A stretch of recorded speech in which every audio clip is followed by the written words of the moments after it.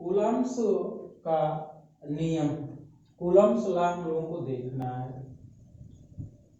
तो जो वैद्युत बल था, यानी दो आवेशों के बीच लगने वाला वैद्युत आकर्षण बल और प्रतिकर्षण बल के संबंध में कूलाम ने एक नियम दिया। तो आपने जानते हैं कि दो अगर सेम नेचर के चार्ज हैं तो उनके बीच रिपल्सन फोर्स कार्य करता है। अगर नेचर में अपोजिट चार्ज हैं, चाहे उनके मैग्नीट्यूड कुछ भी हो, तो उनके बीच अट्रैक्शन फोर्स कार्य करता है। अब ये चार्ज वैक्यूम में रखा हो सकता है, एयर में हो सकता है, किसी लिक्विड में हो सकता है। तो फोर्स कितना लगेगा, इसको कूलाम ने अपने नियम के आधार पे बताया।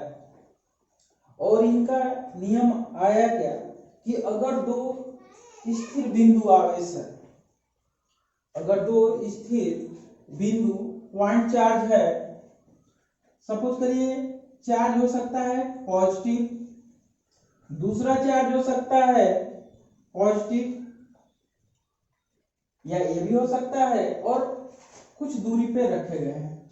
सपोज करिए इनके बीच की दूरी है r, ये आपका चार्ज है Q1 और ये है आपका चार्ज Q2।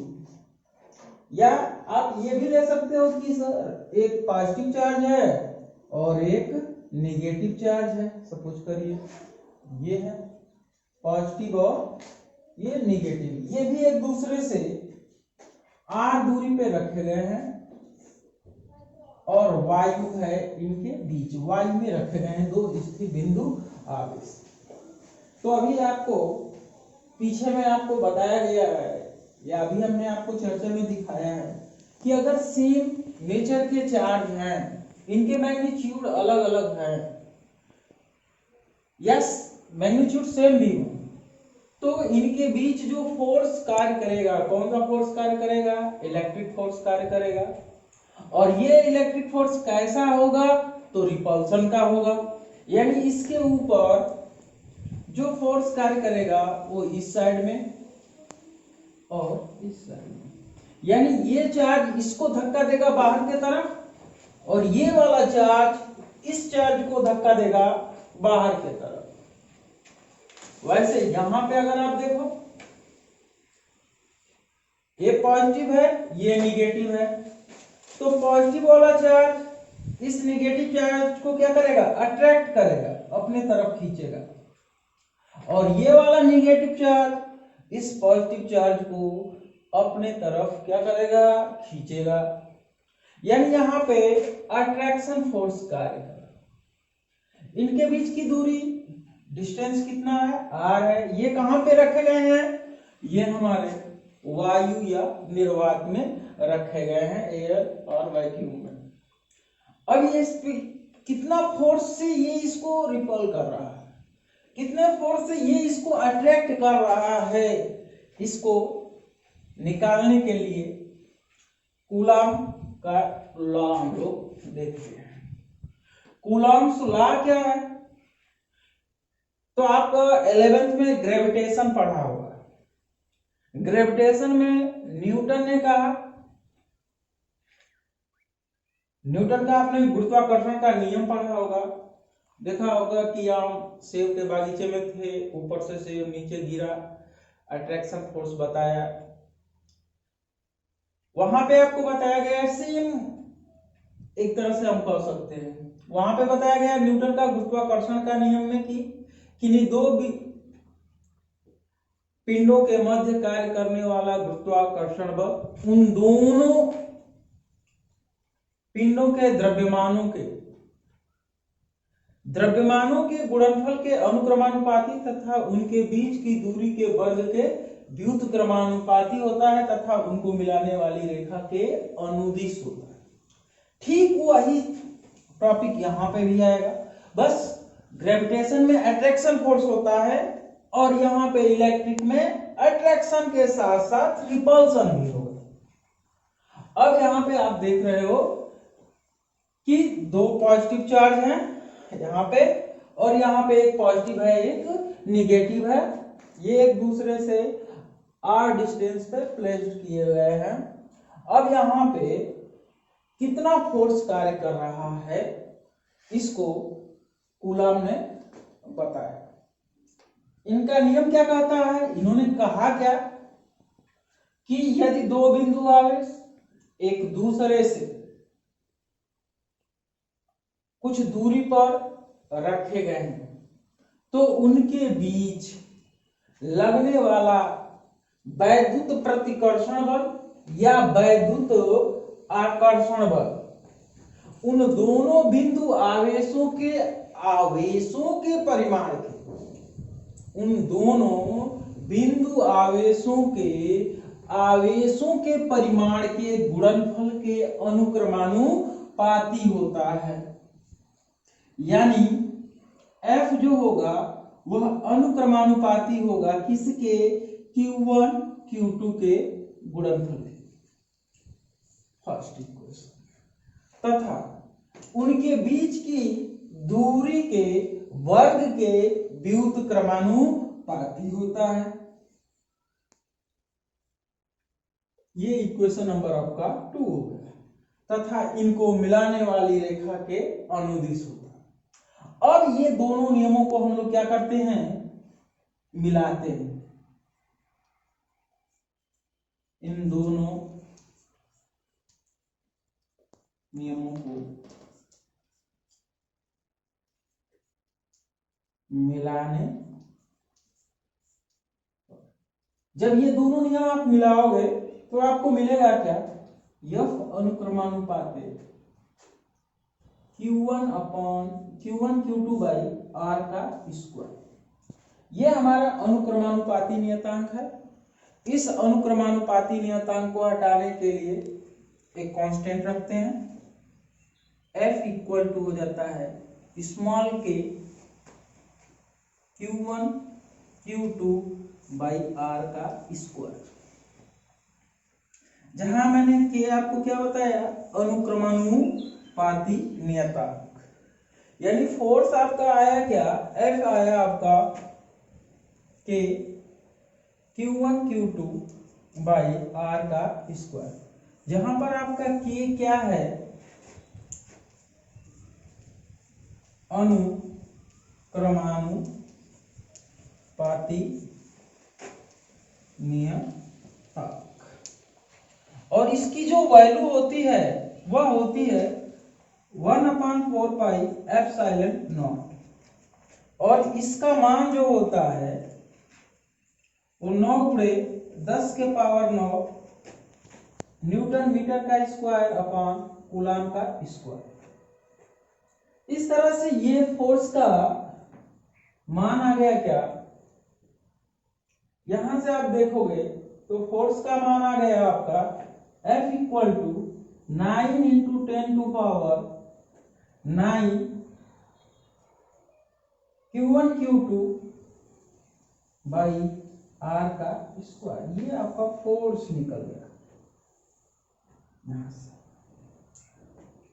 एप्सिलॉन नॉट इसको हम लोग कहते हैं निर्वात की विद्युतशीलता।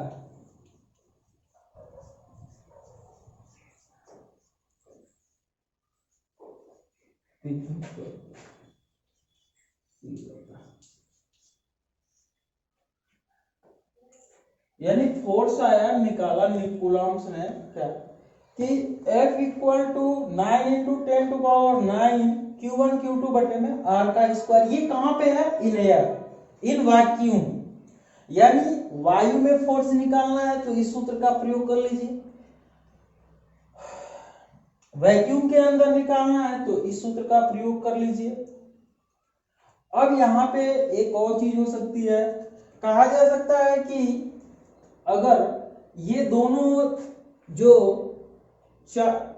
पॉइंट चार्ज हैं ये वैक्यूम के अंदर ना हो एयर के अंदर ना हो, ये मान लीजिए कि वाटर के अंदर हो,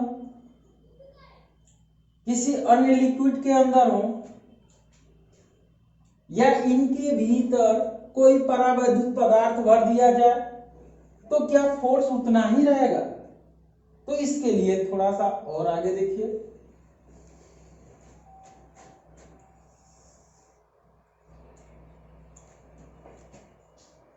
यदि कोई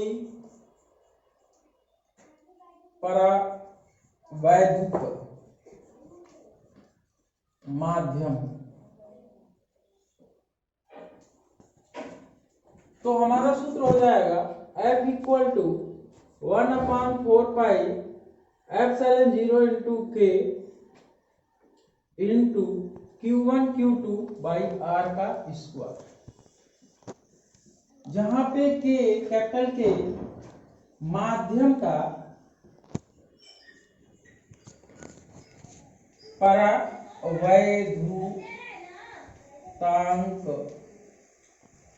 होता है। इसको एफएम से लिख सकते हैं किसी अन्य माध्यम में। अब जैसे अगर के की वैल्यू, के का मान 1 से लेकर इनफाइनाइट तक हो सकता है,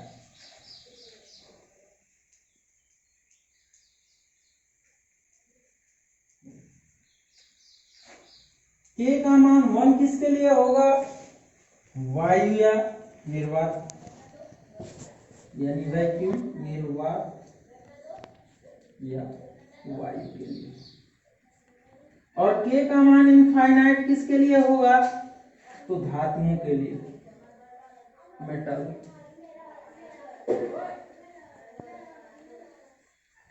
जैसे कोई कह दे सोना के लिए के की वैल्यू, तो इनफाइनाइट हो जाएगी।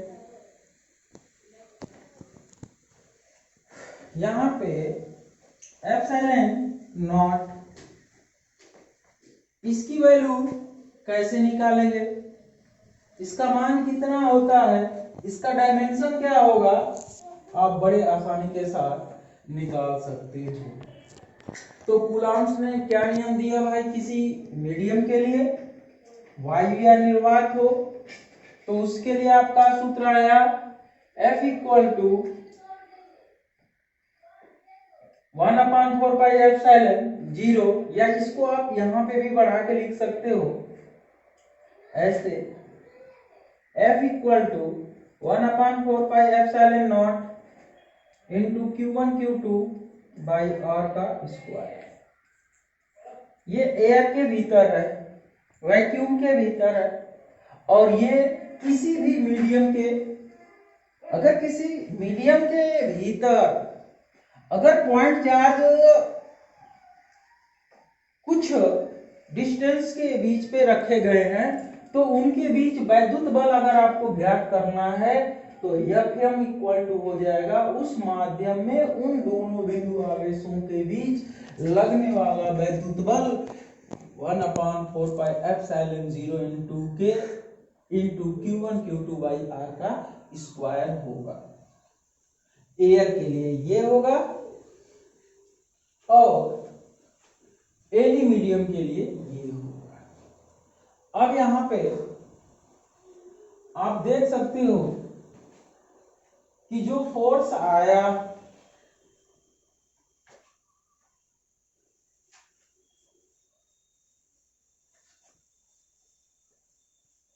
एक आपने इक्वेशन देखा,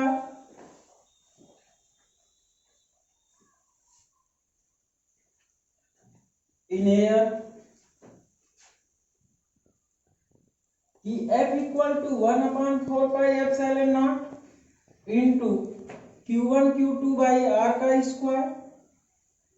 आपने एक इक्वेशन देखा, किसी मीडियम में आपने फोर्स उन्हीं चार्जों के बीच उतने ही दूरी पे रखे हैं, तो आपने देखा 1/4 pi epsilon not into K into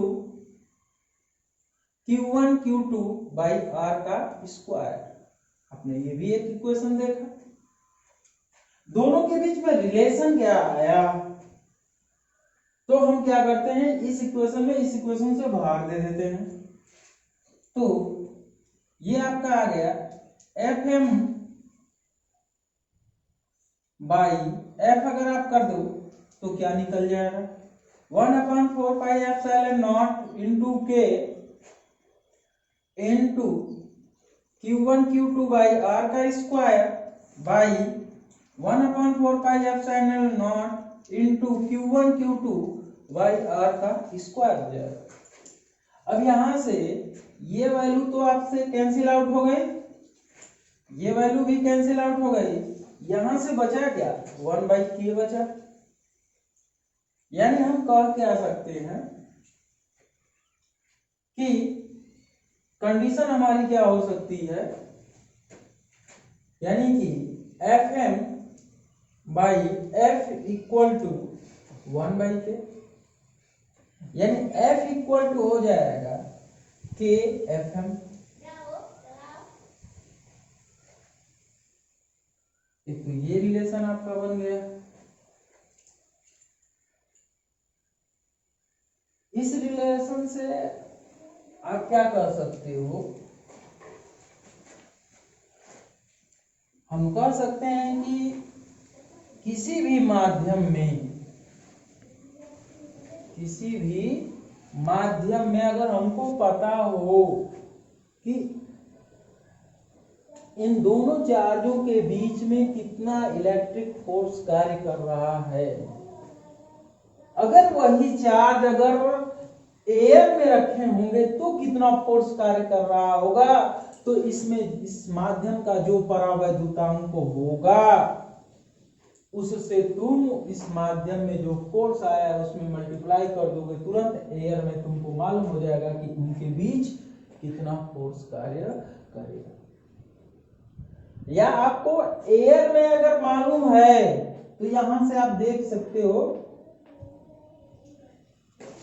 तो माध्यम में पूछेगा तो एयर में जितना है उसमें माध्यम के परावैद्युतांक से भाग दे दो, तुरंत उस माध्यम में तुमको इलेक्ट्रिक फोर्स मालूम हो जाएगा कि वो फोर्स कितना होगा।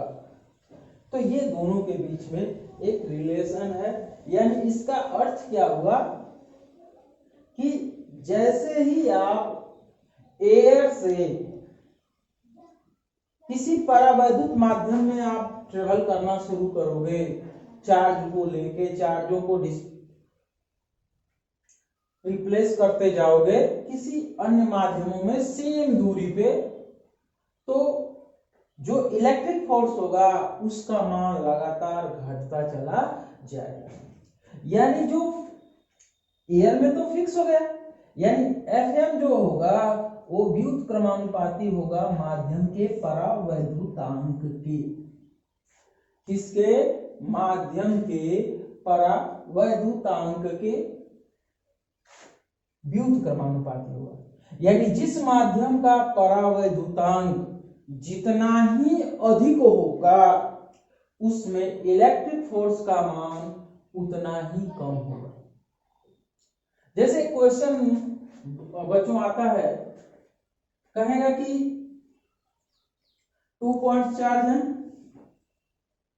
आपका, ये Q1 चार्ज है, पॉजिटिव या नेगेटिव जो भी आपको लेना है। मान लीजिए मैंने पॉजिटिव ले रखा है, ये भी प्लस Q2 चार्ज है पॉजिटिव, और इसने कह दिया कि इसके बीच जो परावैद्युत माध्यम है, मैंने इसको सोने के साथ जोड़ दिया, यानी जो ये माध्यम है या चांदी के साथ जोड़ दिया, यानी इनके बीच का जो परावैद्युत माध्यम है वो किसका है? सोने का है, चांदी का है, लोहा हो सकता है, कॉपर हो सकता है। और फोर्स कोई पूछ दे आपसे कि बताइए फोर्स क्या होगा, तो तुरंत आपका आंसर होना चाहिए कि इस माध्यम में फोर्स क्या हो जाएगा? 0 हो जाएगा। कितना होगा? 0। अगर ये कोई भी मेटेलिक है, धातु है, धातु माध्यम धातु है, और उस माध्यम में ये चार्ज अगर रखे जाएंगे तो उस स्थिति में इन दोनों चार्जों के बीच फोर्स कितना कार्य करेगा? वो होगा 0। और एक चीज और ध्यान में रखिएगा, जो ये फोर्स लग रहा है ये इसको अपने तरफ खींच रहा है, ये वाला इसको अपने तरफ खींच रहा है। इन चार्जों के रेशियोज Q1 अपान Q2 कुछ भी हो,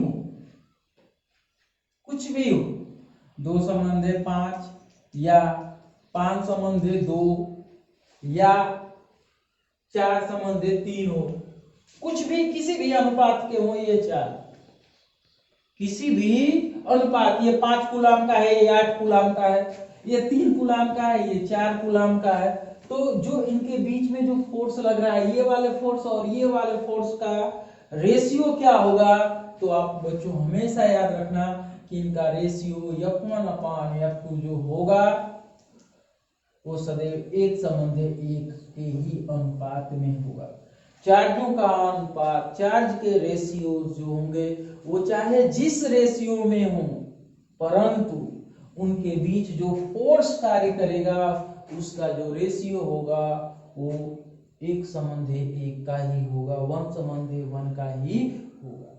तो याद रखिए, क्या याद रखना है कि इलेक्ट्रिक फोर्स कहाँ पे मैक्सिमम होगा, तो एयर में होगा कि वैक्यूम में होगा। अगर कह दिया कि एयर और वैक्यूम दोनों दे दिया ऑप्शन में, तो वैक्यूम के अंदर होगा, क्योंकि वैक्यूम के अंदर सबसे कम, वैक्यूम के भीतर परावैद्युत तो उसका जो के होगा, माध्यम का परावैद्युतांक, उसका मान सबसे कम होता है 1, और जिसका मान सबसे कम होगा, के का मान सबसे कम होगा, उसका F सबसे अधिक होगा। अगर वही कह दिया कि किसके लिए सबसे कम, कहां पे वैद्युत बल सबसे कम होगा, तो याद रखना बच्चों, उनको किसी भी मेटल के भीतर रख दो, उन दोनों बिंदु आवेशों को, तो उस स्थिति में उन दोनों बिंदु आवेशों के बीच जो फोर्स कार्य करेगा उसका मान क्या हो जाएगा, 0 हो जाएगा।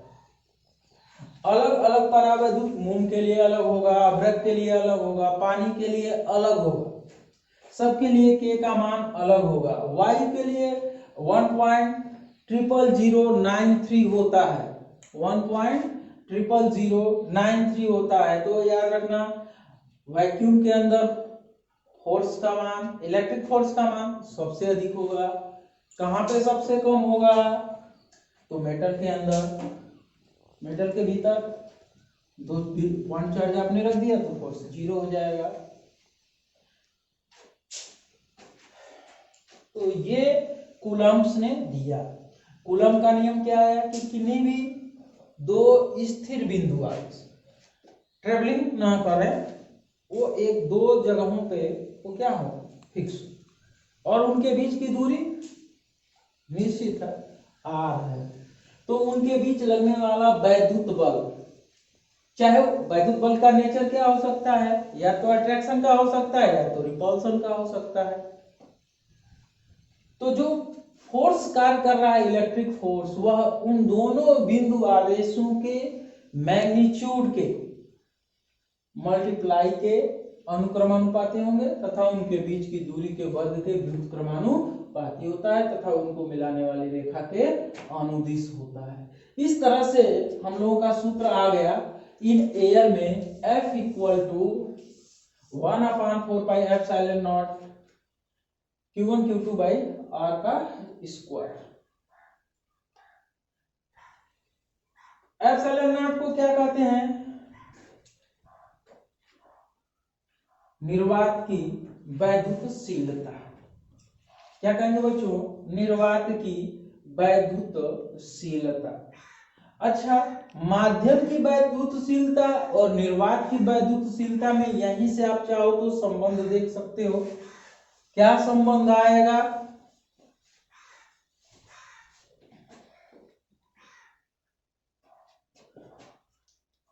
अभी आपने पढ़ा कि Fm इक्वल टू क्या हो गया, 1/4πε0 into K into Q1 Q2 by R का स्क्वायर। ये आपका आ गया।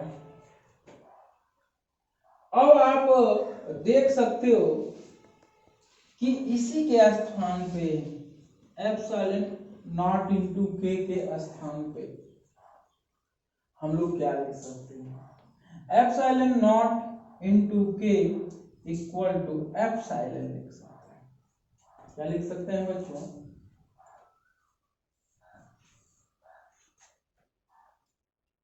अब इसके लिए कैसे आप निकालोगे, कहां से आ गया भाई, कैसे आपको माइंड में रिकवर किया कि यार ये तो ये होना चाहिए।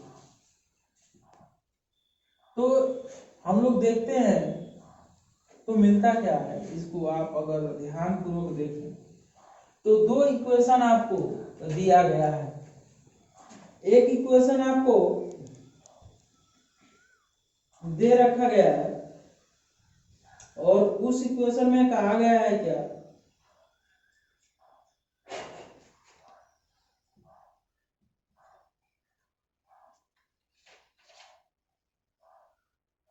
के की वैल्यू, यहां से अगर आप देखोगे इसको आपने क्या कहा, इसको आपने कहा माध्यम की वैद्युतशीलता, इसको हम लोग कहते हैं माध्यम की वैद्युतशीलता।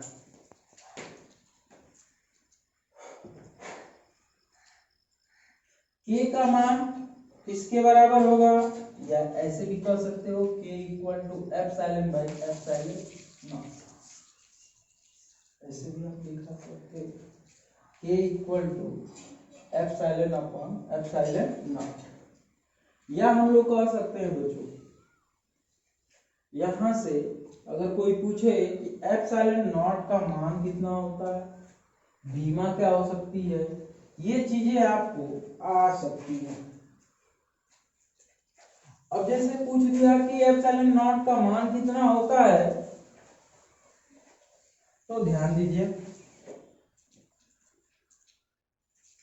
क्योंकि आपने पढ़ा क्या है, F इक्वल टू 9 गुणे 9 into 10 to power 9 into Q1 Q2 by R का स्क्वायर। ये वैल्यू किसके बराबर थी, आपने देखा कि ये वैल्यू था 1/4 pi epsilon not equal to 9 into 10 to power 9। आपको एप्सिलॉन नॉट का मान चाहिए तो एप्सिलॉन नॉट ऊपर चला जाएगा तो ये हो जाएगा 1/4 pi into 9 into 10 to power 9, या इसको आप लिख सकते हो 3.14 पाई की वैल्यूज 9 इंटू 10 टू पावर 9।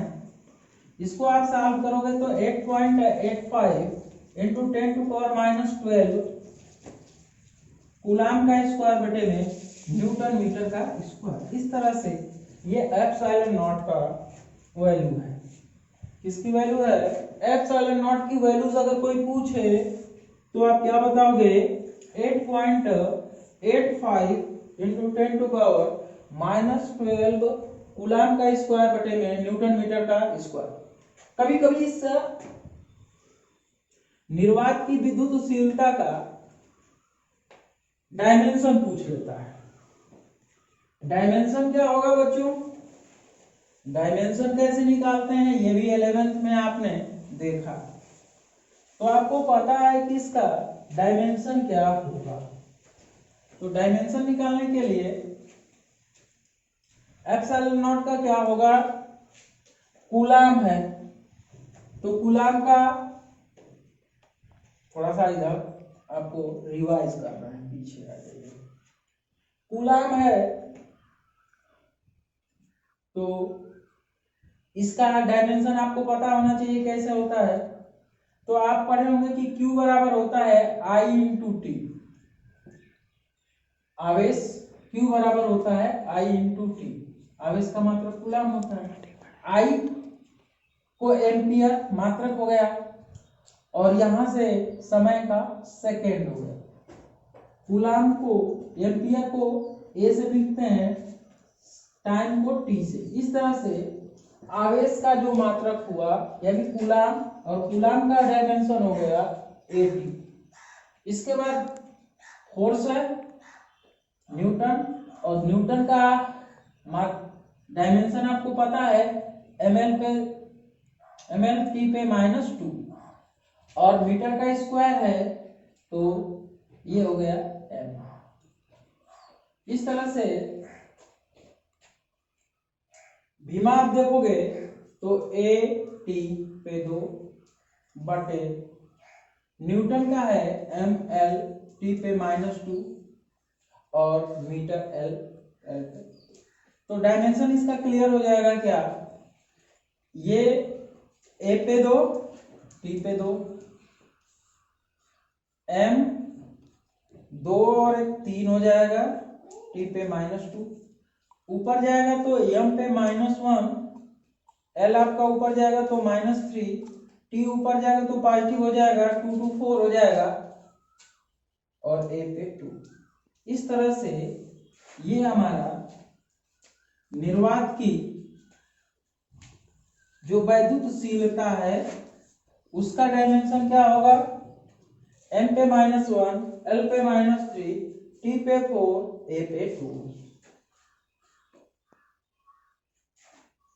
इस तरह से आपने पढ़ा क्या कूलॉम्स लॉ में, आपने देखा क्या, उसको एक बार और देख लीजिए, थोड़ा सा समराइज कर दे रहे हैं। इन्होंने बताया क्या कि जो चार्ज पार्टिकल है उनके बीच जो वैद्युत बल लगेगा इन एयर वो कितना होगा, वो होगा 1/4πε0 into Q1 Q2 by R का स्क्वायर, या ये हो सकता है equal to 9 into 10⁹ Q1 Q2 by R का स्क्वायर। किसी मीडियम की बात कर दें, ये तो एयर की बात मैंने किया, तो मेरा सूत्र हो गया 1/4πε0 इंटू के Q1 Q2 बाई R का स्क्वायर। ये किसी भी मीडियम में पूछे जहां पे के की वैल्यू 1 से लेकर इनफाइनाइट हो सकती है।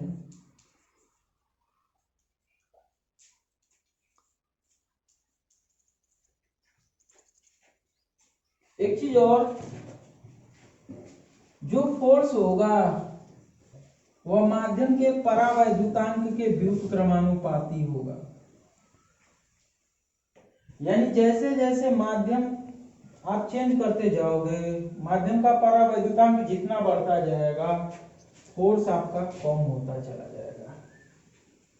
फिर आपने संबंध देखा, आपको मैंने बताया क्या है कि F इक्वल टू के एफ एम, यानी किसी माध्यम में आपको फोर्स पता है कि इतनी दूरी पे इन दोनों चार्जों के बीच इतना फोर्स कार्य कर रहा है उस माध्यम में, और माध्यम का परावैद्युतांक है। अगर कोई आपसे डायरेक्टली पूछेगा कि अगर उतने ही दूरी पे ये दोनों चार्ज एयर में रखे गए हों तो उनके बीच में फोर्स क्या होगा, तुरंत आप इस फार्मूले का यूज करेंगे, आपको तुरंत मालूम हो जाएगा।